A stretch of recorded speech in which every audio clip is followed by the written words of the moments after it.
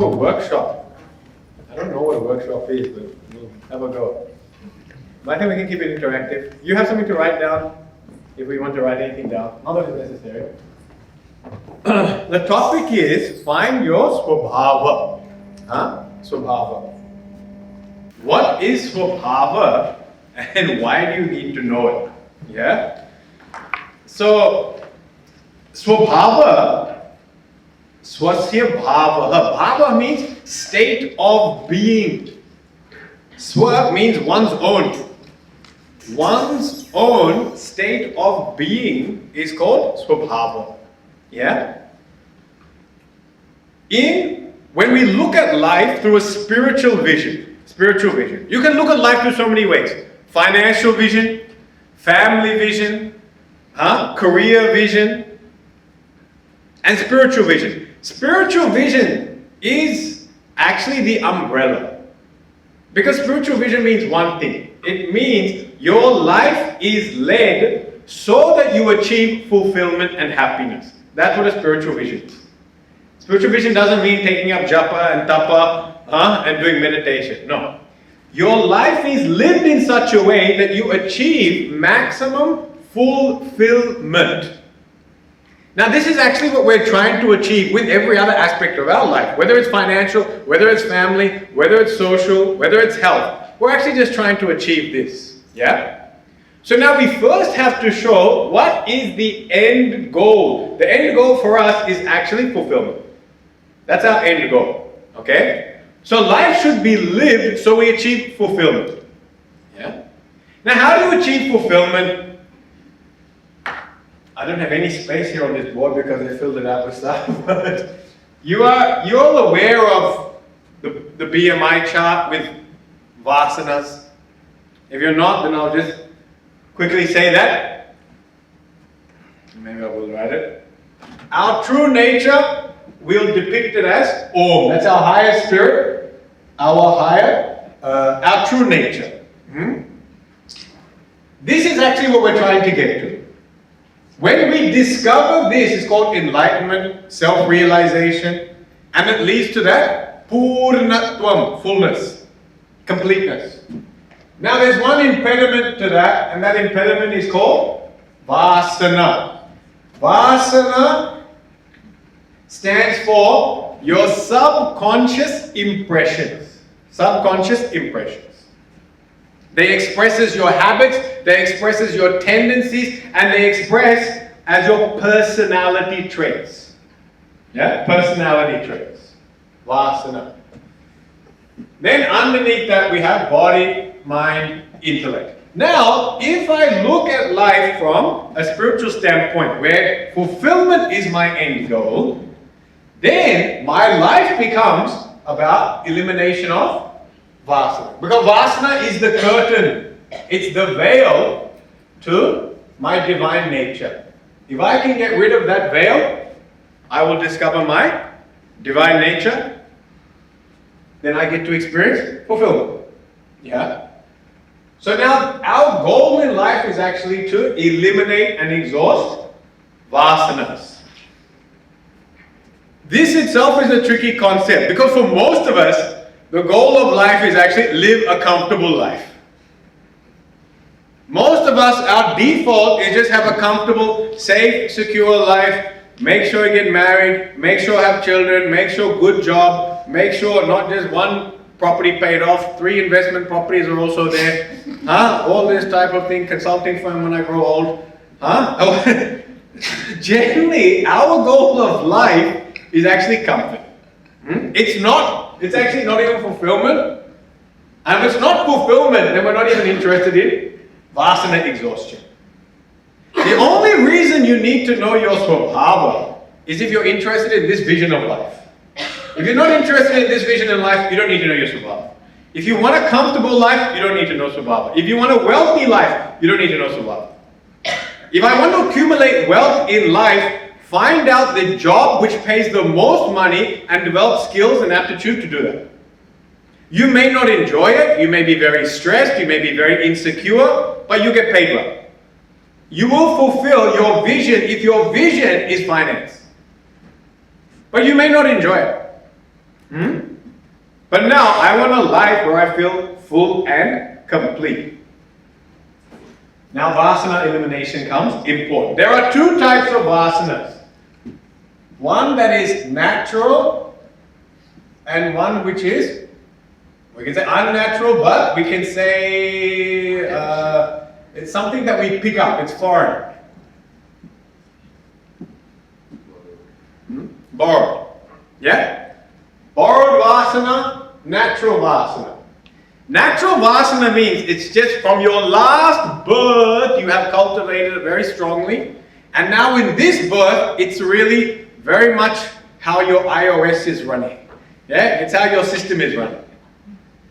Last birth you've really worked hard, you developed it, and now this birth it's natural, it's so easy for you to do. It's spontaneous, it's effortless, and it brings a great amount of joy. That is your natural vasana or tendency. The foreign one is when I see what everyone else is doing and I say, hey, this guy's getting good marks in science and maths. This guy's going to become a doctor. This guy's going to have a wonderful life. You know what? I've got to find out what he's doing and now start cultivating his traits. Why? Because I want to become him. Yeah? That's called foreign. That's called borrowed vasana.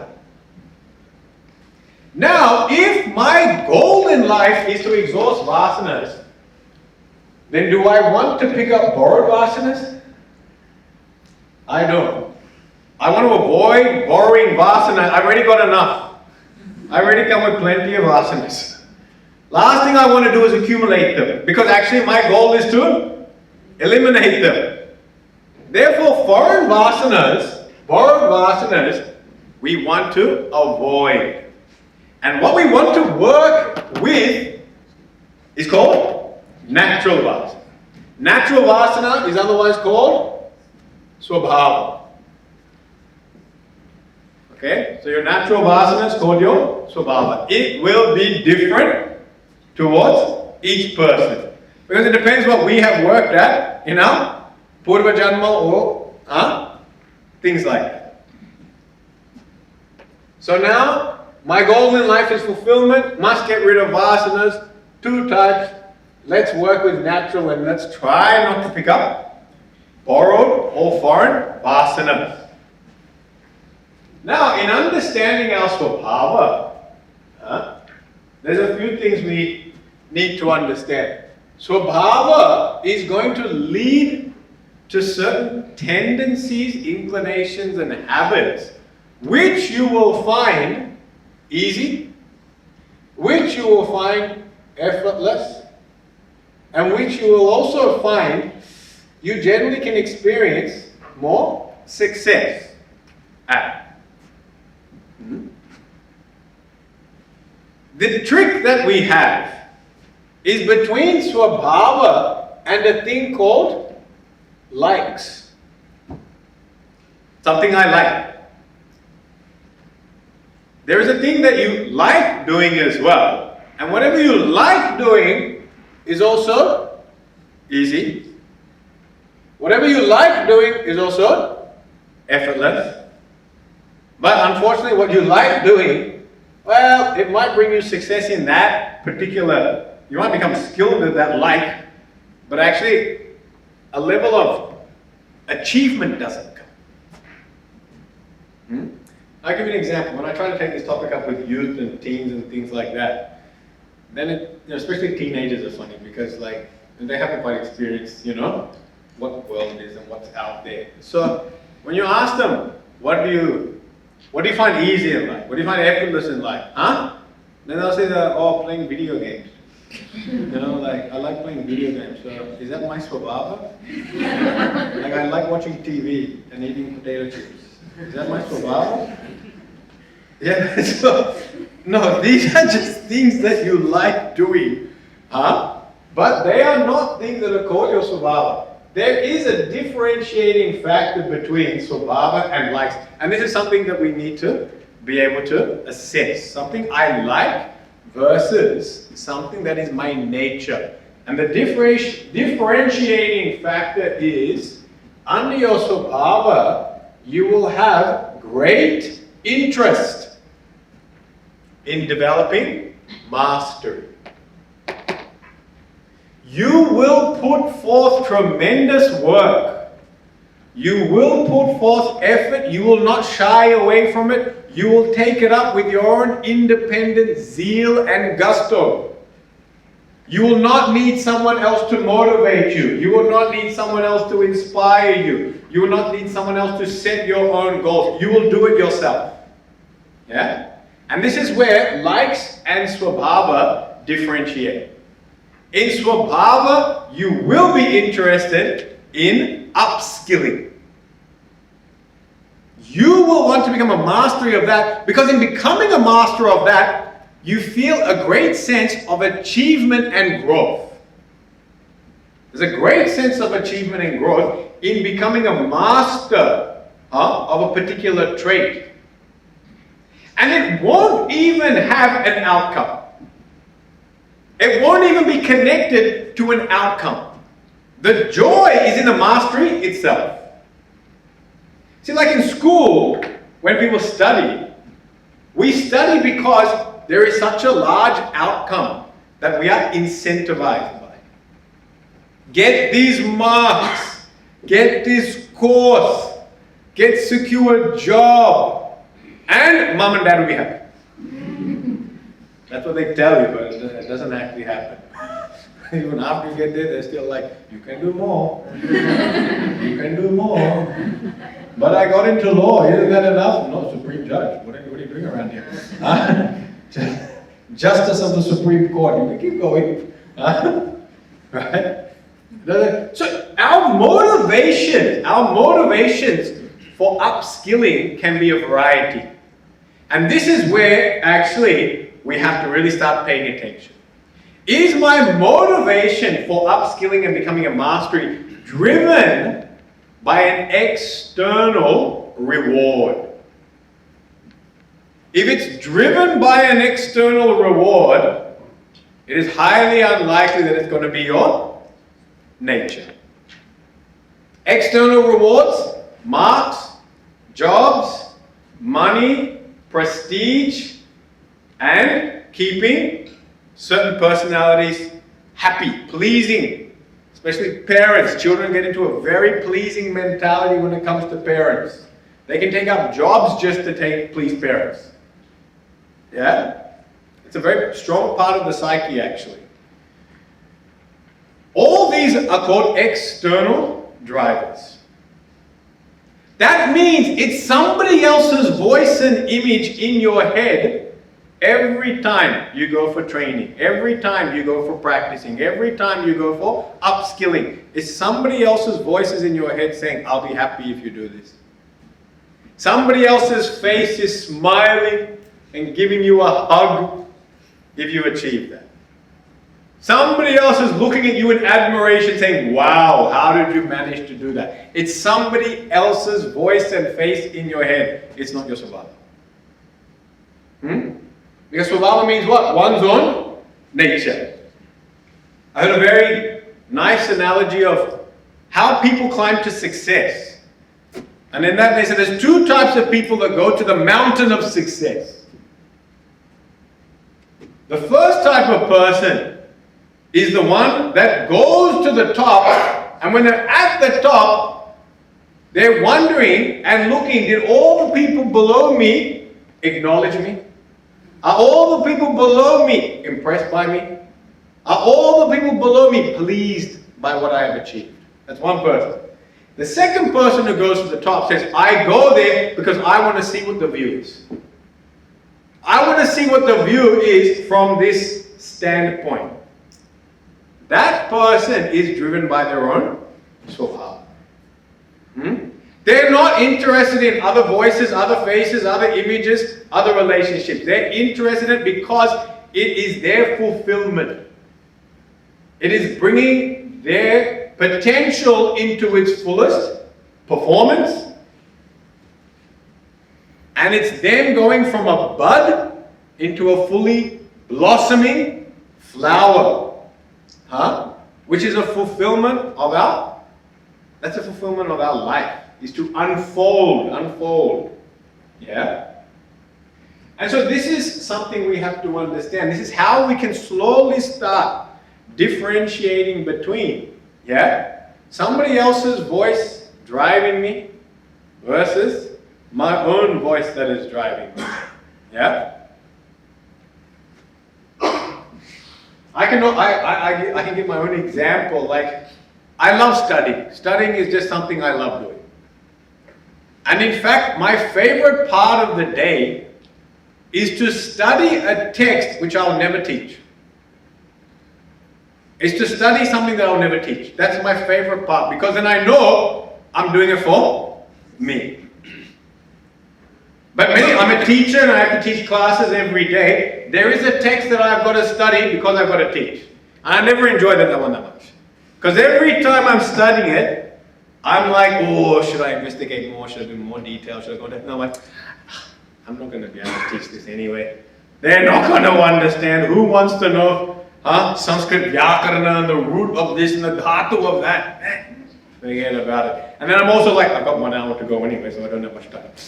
So I don't have time to investigate all this. I'm quickly going to cover this topic and make sure I get it out. But when I study purely just that text, which is just for myself, that one I thoroughly enjoy, and I'll never teach it. I may never teach it. It may never come up as a class. But it's just something that brings me great joy. So if you try to pull me away from that, actually if I don't get to that activity in my day, my energy levels are very low. Very low that day. I can meet people, I can give talks, all that sort of stuff. But if I don't get to that level where I get to independently study for my own joy and satisfaction, my energy is very low. And this is one thing to understand about Swabhava. When you're not operating in your Swabhava, your energy levels will be low. You're not going to say your energy levels are low. You're going to say things like, I'm overworked. You're going to say things like, it's too busy. You're going to say, I'm swamped. These are all ego deflection techniques. The bottom line is, I don't have the energy to keep doing this. And this brings another point. Another method of differentiating. The reason we're also scared also to identify our Swabhava is because we feel it could be a limiting factor in our life. And that's why sometimes people say, oh, you're this personality, you're that personality. No. You're an introvert. No. I can be loud if I want. And they say, you're an extrovert. No, I can sit quietly if I really need to. When I go to the bathroom, generally I'm by myself. I just need my phone and my iPad and... But Swabhava is not talking about your capacity or capability. It's not talking about that. Okay? So there's another thing which is called, this is your capacity. This means things you can do. You can do. Right? Your capacity will be huge. It will be very large. Yeah? We can develop capacity in any field. You can develop it. Anyone can develop any capacity in any field. With enough training, with enough intense concentration and practice, anyone can develop capacity in any field. However, in spite of that, your nature, your Swabhava, will only occupy a very small portion. Now what that means is, although I'm able to do all these things, still my strength, aptitude and Swabhava will still lie within a smaller range. Now the difference between capacity and Swabhava is when you keep on doing your Swabhava, you'll find you have endless energy. Swabhava is something you can keep on doing forever. When you take up something which you're capable of doing, but it's outside your Swabhava, you're going to find you're stressed. You're going to find you feel there's a lot of pressure on you. You're going to find you're insecure. You're always going to find somebody else that you feel is better than you at that job. And even when other people say, oh, you are so good at this, no. You will not be able to take a compliment. You will not be able to, you will never feel confident in that, in spite of being able to do it. You will conjure up someone in your head which you believe is better at this job. Yeah? And because, again, all these external drivers are going on, you'll find that your duration to continue in that task is very short. You won't be able to continually do it. Yeah? Now, I will share my own experience that when I first came out of the ashram, then I saw Swami Swarupanandaji, and he was our teacher, and we're all inspired by him, and we've all heard about Gurudev, Swami Chinmaya, and then Gurudev, they talk about the dynamic leader, trailblazer, that did so much work, and Gurudev was a natural leader. He was a natural leader. You put him anywhere, he's going to lead something. He had that. He had that swabhava. He had that nature. So when we come out of the ashram, we kind of have this feeling like, I need to be a leader. I need to take charge of things. I need to stand around pointing to people with my index finger and telling them what to do. And then I look like a leader and talk loud on the microphone and boom, boom, instructions to everyone. Right?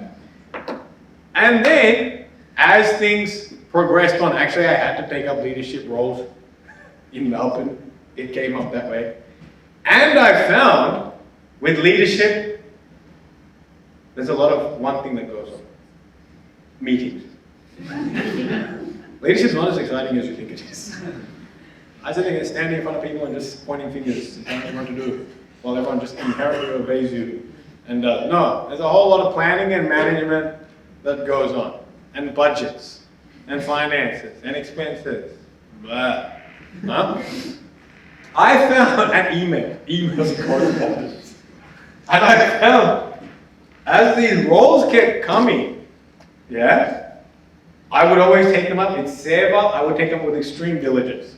And I found I was even able to do them. I could manage meetings, I could manage people, I could do the emails, I could correspond, and I could run projects, and our project became very successful. There was no shortage of capacity. But what I was at the end of that is exhausted. I was exhausted. And when we finished the project, I don't want to go for another one. No, I've got to go to India and meet Guruji now. Right? I've got to go to India and meet Guruji. I just got to hear a Brahma Sutra. I've got to hear an Upanishad. I need to hear a Shankara Bhashya. Then I think my whole energy, and it did, that's exactly what happened. I would go there, I would hear this wonderful text, and I would get fully inspired again.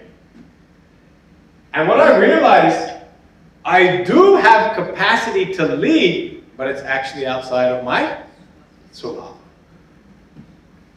Even in the ashram, we do fundraising sometimes, and I used to come up with all fundraising ideas. But to sit in a meeting for fundraising, I'll say, here's the idea, now you guys figure it out. But to sit there and flesh out every aspect of that, again, do my head in. But I've met a guy, he loves fundraising. That's his only thing. You talk to him about fundraising, he gets excited, his energy goes up. So for him, his skill and swabhava is in that field. For me, I found, no thank you. And I learned even my style of management was a style when I would say, let's not meet, I'll send you an email, just read the email and do it. Why do we need to talk? It was a very hands-off approach. Whereas I will write a document, and in the document it will say vision. In the document it will say what you need to do, and in the document it will say deadlines. And I'm like, once you've read that document, you don't need to meet me, correct? And then when I email it to this person, the person will say, Swami, can we have a meeting? And I'm like, why? Why would you want to have a meeting? Because everything's there. I don't want to do that. Yeah? But I realized if you're a leader, you need to meet your team. But my style of leadership was, you don't need to meet me. Read the email, read the email, read the email. And if you can't read it, I'll spend more time simplifying it. But I still don't want to meet you. I don't want to meet you. But I will simplify, I'll put in different fonts. I'll put different colors. I'll put a JPEG image in there. But don't meet me. The main thing is don't meet me. And I realized this is not an effective method of, this is not an effective method of leading, but this is a very planner's mentality. This is a very thinker's mentality. Thinkers and planners, they love writing up processes and procedures, but they don't want to meet people. They write them down, put them on, and read. While they want to sit in their little quiet boxes and think of the next vision plan and project. But they don't want to actually get together with a team and discuss it over a meeting and get other people's opinions. So I realized, I noticed what I was doing. Actually, I was leading according to my Swabhava. But the traditional method of leading, where you do need to be interactive with your team, you need to have a lot of to and fro discussion. There does need to be a lot of interaction because your physical presence creates a lot of energy. Yeah? That I would avoid. Now this is something in life where we get confused because we look at our capacity. And every time we talk about Swabhava, we say, wait a minute, when I was in grade 5, I was captain of the cricket team. So then I think I am a born leader. Right? Now you might have been captain of the cricket team in grade 5 and that might have been thrown upon you because the actual captain was sick and broke his leg. But this may have been something that you have achieved, you are capable of, but it doesn't necessarily mean it's your Swabhava. Doesn't mean it's your Swabhava. Yeah? And this is what, when we say this is your Swabhava, it doesn't mean you can't do other things. It doesn't mean you're not capable of doing them. It just means it's not going to be aligned to your nature. You can do them if you really want, you can. Yeah? But like I said, once it's outside that zone of your Swabhava, you're going to find it is more stressful. You're going to find it takes up more of your energy. You're going to find that all your indicators for success are based on other people's approval, not your sense of satisfaction because you have mastered it. And if someone criticizes and makes a comment about the job that you have done outside your Swabhava, you will get very affected by that. Be very susceptible to criticism. When you operate within your Swabhava, other people can talk, but you'll always feel, I'm very comfortable and this is exactly how it should unfold. There'll be a higher level of confidence in that. Yeah? So you understand now the difference between Swabhava capacity, Swabhava and likes, because these are the things that we get confused. Yeah? We are willing to work tirelessly for mastery of our Swabhava. We will not do that for something we like. And Swabhava doesn't mean you can't do other things. You can do them.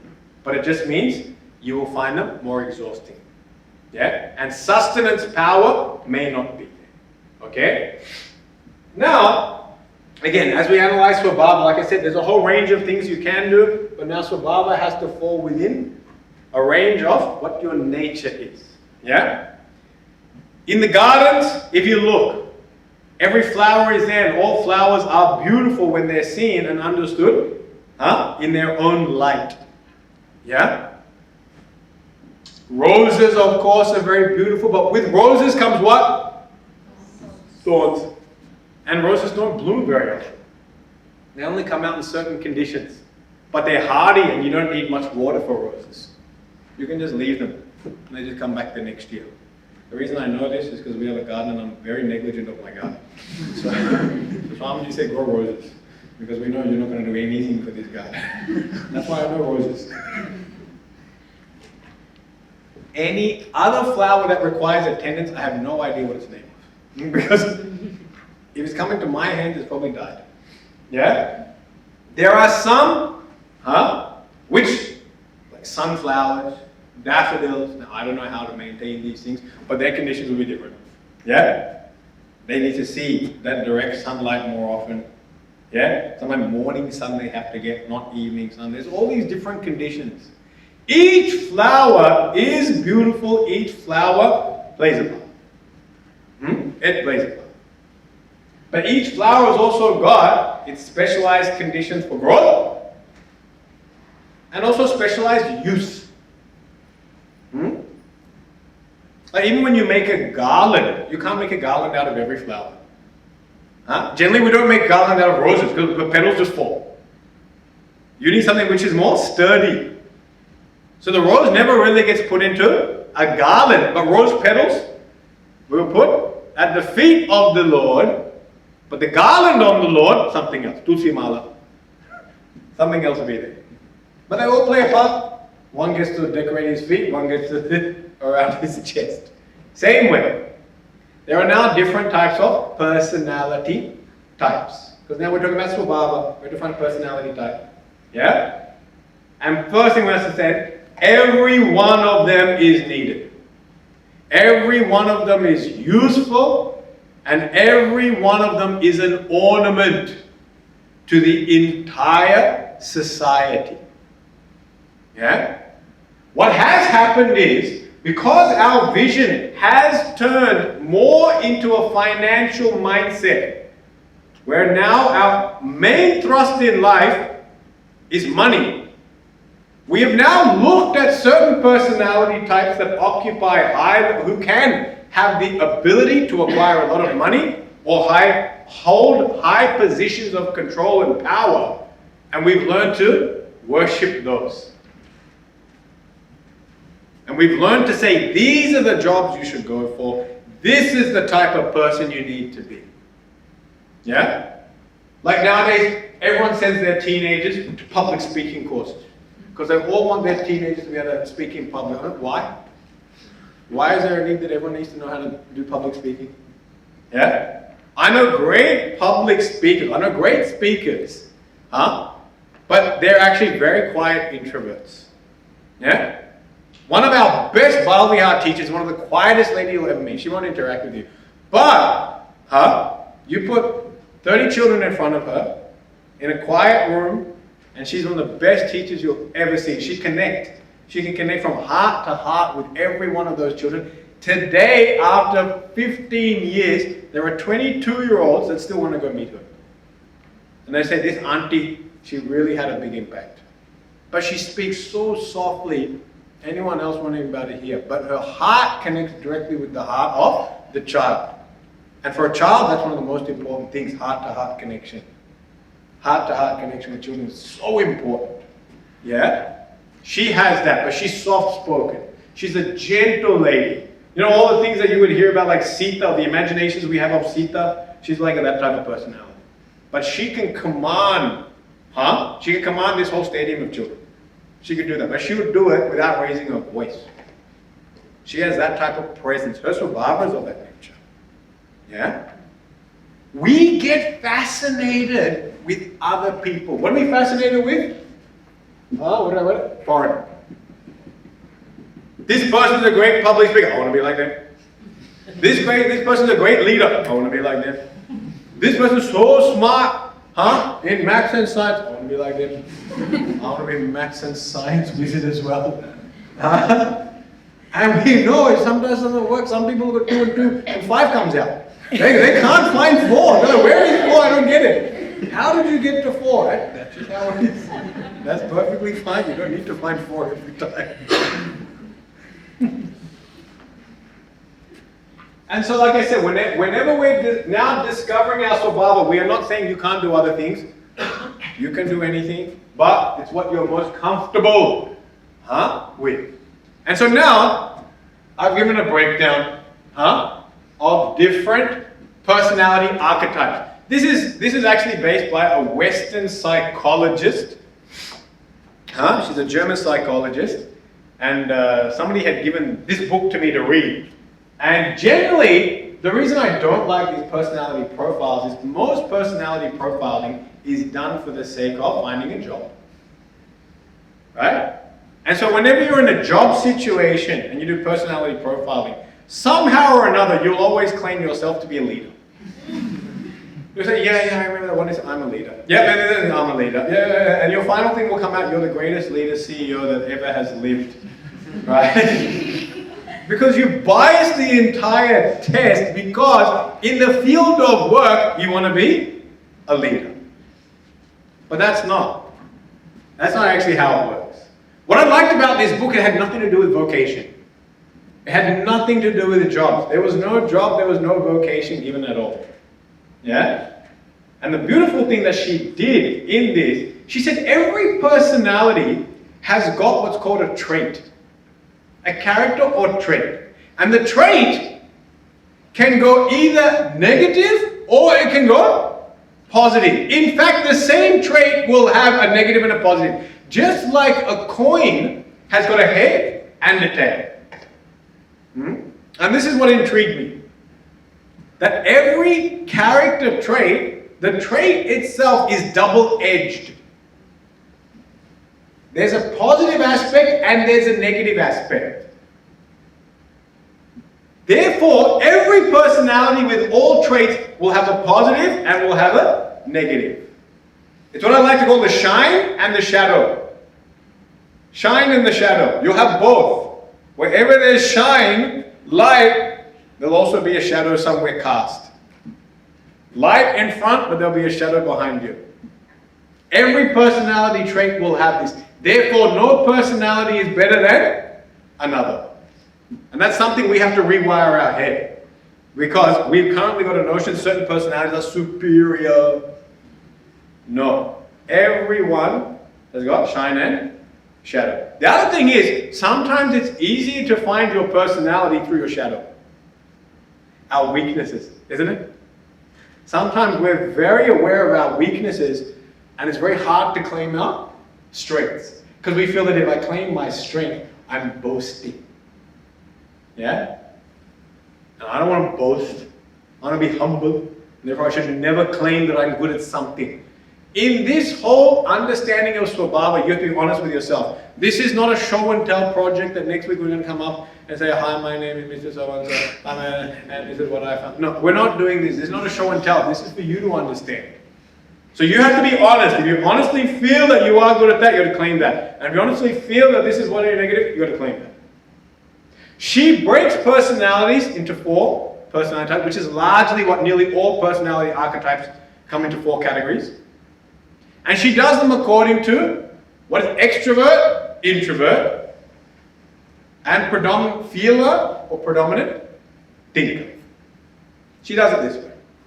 She doesn't call feeler thinkers, she says people, and she calls goals. People that are goal-orientated, people that are people-orientated. People that are extroverted, and people that are introverted. Now, the definition of introvert and extrovert, she doesn't talk about a quiet person or a loud person, no. She talks about where do you derive your energy from. An extroverted person gets their energy from the world outside. It comes from outside. It either comes through the contact of people, they meet people, they get excited, new ideas come, yeah? Or it comes through making a change in the world outside. We build this and we do that and we achieve this. It'd be so great for the people, so great for society, yeah? So when your energy comes from outside things, then you're considered an extrovert personality. But when your energy comes from within, the world of ideas, the world of emotions, you have a beautiful poetry or a beautiful feeling that you want to now encapsulate into words or a painting. So you paint or you write a poem and then you share it. But your inspiration is actually coming from that feeling or that sentiment which has blossomed within you. That idea that has come within you and you want to share that idea. But the source of energy is either inside or outside. And this is how she classifies extrovert and introvert. And then within that again, there is the classification of the extrovert who is people-orientated and the extrovert who is goal-orientated.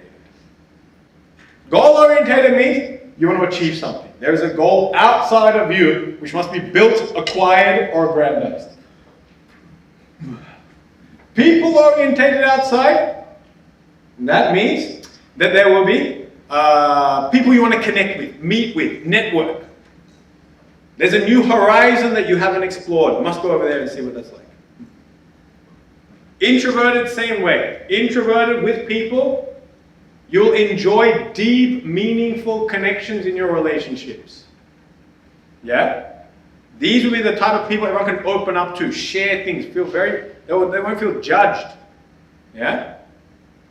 And then introverted, goal-orientated person is the person who loves the realm of ideas and thinking. Yeah?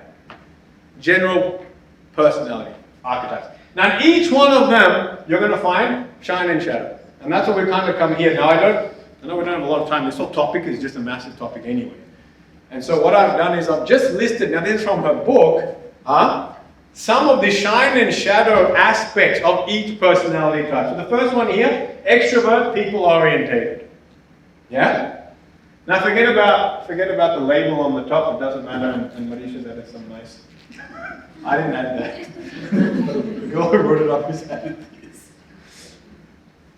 Extroverted, so this person actually is extroverted and people-orientated. Their strengths, great storytellers. Yeah? Very fascinating to be people to be with. Yeah? My mother's one of these people. And when she tells you about how she goes to the supermarket, it's like The Hobbit had an adventure. You know what I mean? It's like the Lord of the Rings took place. Because she'll tell you how she drove down the road and the cars were coming down the way and the policeman was behind her and she quickly took a left over here and then she had to take a right over there and she parked the car and there's another lady coming with the car and then she got in there first. They looked at each other. There was a look at that point in time. What are you doing? I'm supposed to get here. Ah! And all she did was go to the supermarket and buy milk. But I swear, you feel like you should make a movie on this. You feel like a movie should make, because she tells such a wonderful story. She's very entertaining, yeah? So storyteller, yeah? Now that's the shine aspect. The shadow will be, these people love to talk. They love to gossip. They love to, and that's why when they say that this person said this, you've got to put a filter on and say, did they really say that? Because there will be so many levels of embellishment going on. And you're like, I don't know if that's actually what she said. Like, wow, and then she said this and that. Wow.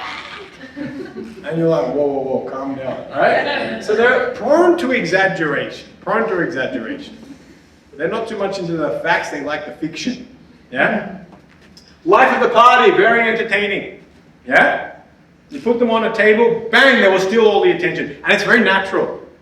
It's very natural. They will just take all the attention. No one else in the room will even know that they're the only ones talking now. Right? They're the only ones that somehow they've commanded the attention and interest of everyone. Yeah? But people might find them overbearing. Every time we go, it's the same person talking and always their opinions and they're laughing so loud. Why are they laughing so loud all the time? It's an ashram. Humorous and cheerful. Yeah? This is definitely one of my mother's qualities. Humorous and cheerful. Guruji calls her Jolly Amma, because she's always smiling. Yeah? But humorous and cheerful, lighthearted all the time, sometimes won't take things seriously. When you want them to sit and think about something, make it fun. Yeah? That's one type of personality. Now another one, introvert, task-orientated. Analytical, this is classically what you call thinkers. Very analytical. But analytical, the shadow part of analytical is that highly critical. Because they're used to analyzing things and then fault finding. So they're very good at fault finding. So highly critical of themselves and of others. Because they can analyze things, they can see straight away how patterns are working, how patterns of behavior are working. How the system doesn't make sense. How that when you should have done this, you should have a registration desk here, you should have a bookstore there, put this there, then that there, then the perfect flow would be. And I'm like, well, this person got here earlier, so they set up first. That's why it took place. No, that system's not correct. You should put it there. They'll always have an opinion on something. Right? Very serious personalities. Don't smile too much. These people don't smile because they're always thinking. Yeah? And they're actually prone to being quite sad. They're actually prone to being quite depressed, actually. This personality is prone to being depressed. Yeah? Because they're so critical about everything in life, that life has got no joy in it. So when they see flower, all they see is, or when they see rose, all they see is thorns. How many thorns does it have? How do we remove the thorn? Can it be genetically engineered without the thorns? It's such a long process. How much money will it cost? Forget about it. It's not even worth having a garden. Concrete the place. You know? It's a bit sad. Deep and thoughtful. So they will not be very emotive and they'll appear very unfriendly. Yeah? When you meet them, they're not going to come and greet you. They're not the people that meet you with a smile. So they're generally not the best people to have front office reception desk. Yeah, these are people who run front office, they're like disaster. They're looking into it, what do you want? What's your purpose of business? It's kind of like, these are your customs officers. These guys should be like this, because they shouldn't be letting anyone into the country. Right? Now, extrovert task orientated. Extrovert task orientated, this person doer goal orientated. Very practical. This guy's a bit theoretical because he likes to live in the world of analysis. This one's very practical. What do we need to get done? Don't talk about vision all the time. What needs to be done? When does it need to get? They're very good with deadlines. Great on setting deadlines. Great on getting to. If you want a job to get done, give it to this guy. Get it done. He will get it done very properly. Yeah, because they're doers, movers and shakers. Yeah.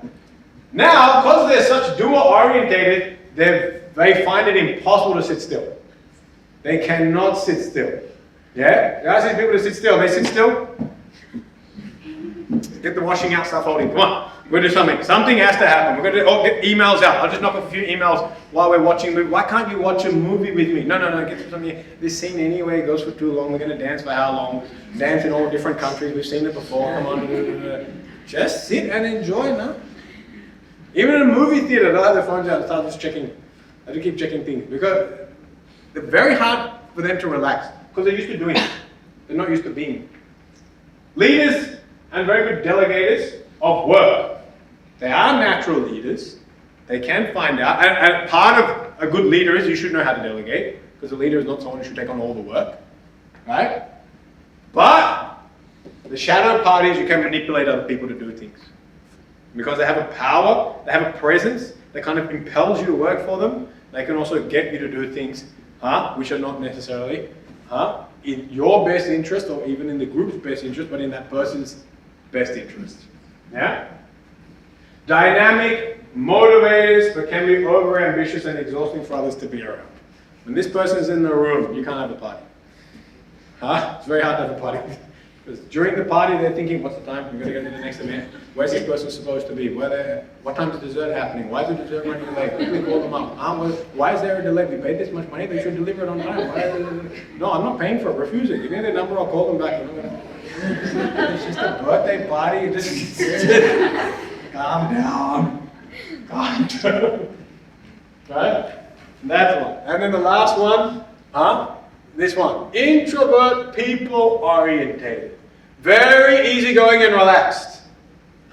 Wonderful to be around. These people are wonderful. When you're in their presence, you just feel relaxed. Because they've never got an agenda. They're just like, as life comes, we'll face it. Yeah? It's a wonderful energy to have. It's the energy of just, as it comes, we'll deal with it. Why are you getting so stressed? Yeah? But what you'll find is, they're kind of prone to laziness, if not externally pushed. Now, this doesn't mean every teenage child. I know you're all thinking, oh yeah, a teenage child is like that. Not necessarily. But sometimes they don't initiate things. They won't initiate new contacts, new friends. They won't initiate new ideas. Yeah? Because they're very happy in a restful state. Cool, calm, and collected. Very cool, calm, and collected. But the opposite is not very enthusiastic. Yeah? So when you tell them the big exciting story about the milk bar,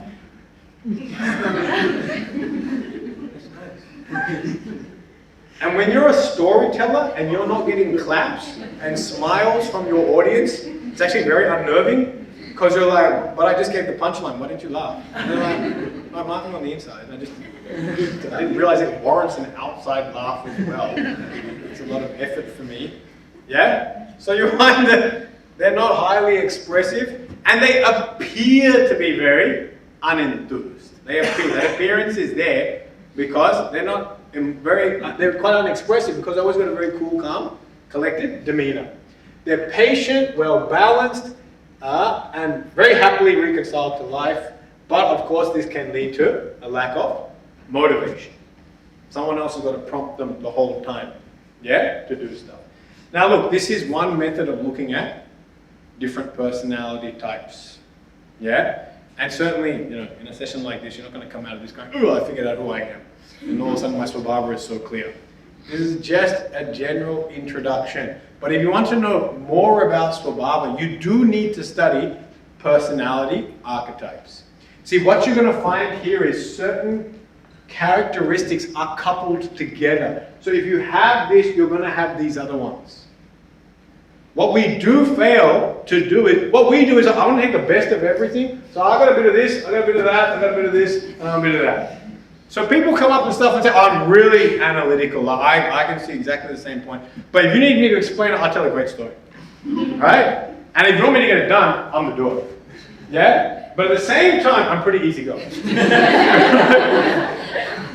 And we do this in a job interview the last year. So are you comfortable with leadership? I love leadership. I love being in charge. I'm really happy. I'm comfortable holding the space. I'm comfortable delegating. I like setting the schedules. And they say, oh, yeah, but then how do you work with your superiors? Can you also follow? I'm a great follower. I'm completely obedient. I'm the person you need. If you want someone to follow things, you ask me. I follow implicitly. I never deviate from the course of action. No, you can't be both. Yeah? And we hijack this because sometimes we want to be the person who's got all capacity. We want to be Superman. We want to be able to do anything and everything. You are. This whole thing doesn't show that you're incapable. This person is capable of doing that person's job. This person is capable of doing this person's job. Right? But what you're going to find is, if this person is stuck doing this person's job, after a long period of time, they're going to feel quite depleted. They'll also, this person will look at this, all the other people that are natural at this, and they'll say, you know what, I'm not as good as this one. The other guy who's a natural is better. Yeah, he just does it so naturally. And when I ask them how they do it, they can't even explain. They just like, it just comes. Yeah? And that's when you ask a person who's like an expert when they're in their Swadharma, how are you like that? They almost can't answer the question. I understand. What do you mean? They don't even know they're doing it. Because when it's your nature, you don't even know you're doing it. That's what Swadharma means. If you know exactly, and you have to cultivate it, then it's most likely a foreign thing. Yeah? So in a spiritual vision of life, our goal is not from here to there. Our goal is not even to develop all of these aspects. Our goal in the initial stages in spirituality is to act in line with our Swabhava. Shreyan Swadharmo Vigunaha Paradharma Swanushtita Swadharmo Nidanam Shreyaha Paradharmo Bhayavaha. In 3rd chapter of the Gita, Bhagavan says, act in line with your Swadharma. Better to do your Swadharma and die doing that than to take up another person's. And he says another person's Swabhava, Swadharma will be fraught with fear. Bhayavaha. Fear means what? Insecurity. You will always feel insecure and you'll always lack a level of confidence, even if you're doing a better job than the guy it's his nature. You actually can do a better job than the guy who's nature, but you will not feel confident doing it because it's not aligned to your nature. So just with this is some way that you might be able to map out or start your journey on understanding yourself. The book that I pulled this from is called Personality Plus. And I think it's Florence Littnor or something like that. It's got a German name, I think, at the end. But it's a great book. I strongly recommend a read of that. After I read it, it just helped me deal with a lot of people, and it helped me set my expectations on people. You know, that when I was dealing with a certain personality type, I just didn't have the expectation of this type of delivery. You know? So if I'm dealing with a person who's very extroverted and people-orientated, then when I keep asking for a plan, I'm not going to get one. Because they're not planned people. Yeah, that as the event takes place, they get inspired. Yeah, but if you ask them for the 6-month plan with a 2-week breakdown, they're never going to get you that plan. Yeah, but when everyone's come together, all of a sudden their energy is very high and they become very active. Yeah, so it really helped me actually more in setting my expectations on others and working with them and knowing obviously who is best suited for what. And then of course, main thing is you should understand yourself. When you understand yourself, then work at mastering, yeah, your own personality. Become a master in your own personality. Once you gain confidence in one field in life, and you feel you're a master of that, that confidence you can transfer to other aspects. You can transfer to other aspects, and you'll be much more inclined to take on feedback, because you already know that, you know, at the end of the day, I know I'm good at this, but now I'm venturing out, trying something new. But you can only venture and try out something new when you've got a foundation or a base. Yeah? It's easy to travel to different places when your beginning point is your home. When you're home, safe, secure, then from there to travel anywhere else, easy. And even when we travel, we like to touch back to home base. Makes us more comfortable. Same way, once you've mastered one aspect of your Swadharma, venturing out and exploring other things, other aspects, other ideas and projects, it becomes a lot easier. Okay? Sorry this wasn't very interactive, but I ran out of time. Any questions at all? Oh, there is a question and answer session, you can throw it in there. Yeah? Okay. Om Purnamada Purnamidam Purnat Purnamadachyate Purnasya Purnamadaya Purnameva Vashishyate Om Shanti Shanti Shanti Hari Om Shri Guru